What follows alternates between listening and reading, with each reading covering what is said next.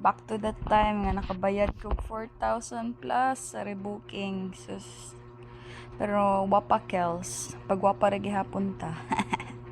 So mao to, nagstay ko sa Naiya Airport Terminal 3 for like 1.5 day. Dito ko natulog. Dito ko nagkaon. Dito ko for 1.5 day. Pero walay ligo. Asa may kaliguan na to dito. Maong pagwapa na lang tay, go nang tahilamos nya pagwapa gamay pamugong para dili pa kaayo mailhan ba nga bautag ilo.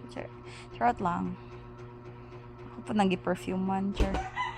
Wet wipes lang sa taning guys. So naday ko namin dili that time. Saan? Ikaw lang mag-isa? Katrabaho ka doon? Ano trabaho mo doon, te? Ha? Ha? HR. Doon siya nakatira?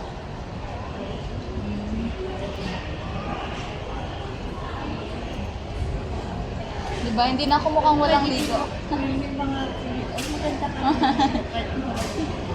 Ito lang.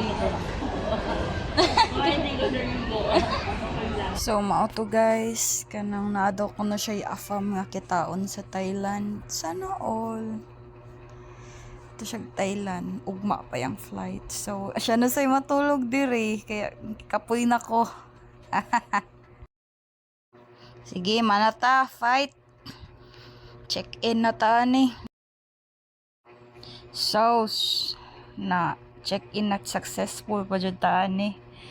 Maong mao ni pila perting pagkataasa. Kay dito na lang ko mag-check-in sa ilahang mga clerk dito sa ilang mga tao kay wag gamit ning ilahang DIY check-in nga mga computer dire. Ay te.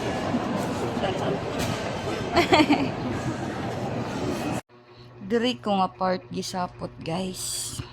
Kay mao to nakoy ka ng sunscreen ba nga 200 ml nya mao to kanang yung kung nga gamay na lang maning sulod hapon sila ipabalhin nila sa laing butanganan maong gibalhin ako dito sa usa ka butanganan ako nga walay sulod nga sunscreen sad nya pagbalik pa jud nako ani ninana pa jud sila nga ma'am dili ang pasabot anak kay 200 ml ang sulod. Ang butanganan ang dili na mo ganahan nga 100 ml. Hala unsay gamit sa 100 ml nga butanganan nga wala naman ay sulod kaayo. Nadala ra gyapon ako akong sunscreen guys. Nadala ra gyapon sa pakyut. Bahala na. Sige, padayon ta ni. Wapakels, go lang. Atong lantawon asa to ang boarding gate. Kay manguli na ta, gikapoy na ko. So may na lang gani dali ra sila nag to be announced.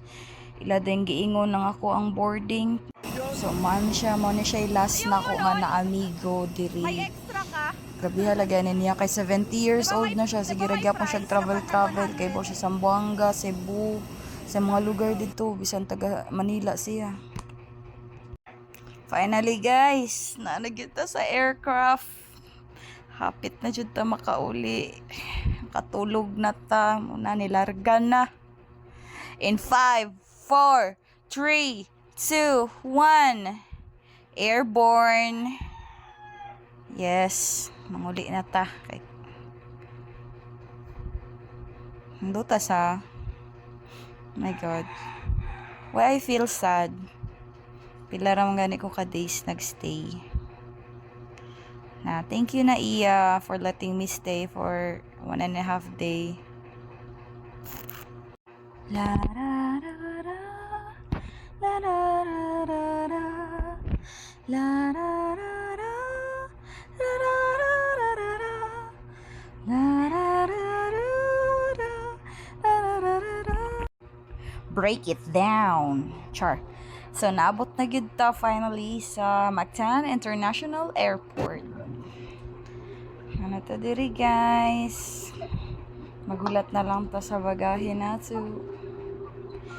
Kay kanina yung bagahe ako, dili na siya check-in. Pero since luggage siya, nag-offer sila. So, nabot na ko sa balay, guys. Mga brin ako sa amo ang door. Kay gahulat na nako akong iring. Char. Ambot to, gahulat siya na ako. Gahulat siya kaon. Gikan na ko. Nara na.